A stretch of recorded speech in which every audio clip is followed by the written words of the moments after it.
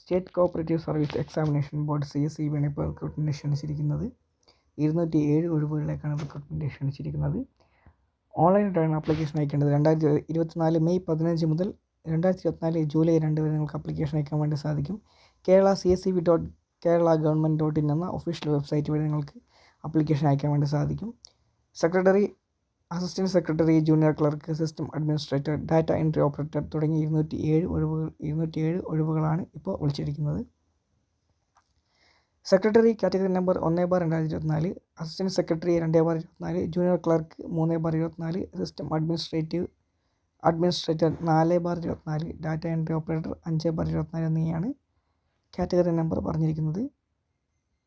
ഇതിൻ്റെ പ്രായപരിധിയായിട്ട് പറഞ്ഞിരിക്കുന്നത് 18 വയസ്സ് മുതൽ 40 വയസ്സ് വരെയാണ് എല്ലാ തസ്തികകൾക്കും പറഞ്ഞിരിക്കുന്നത്.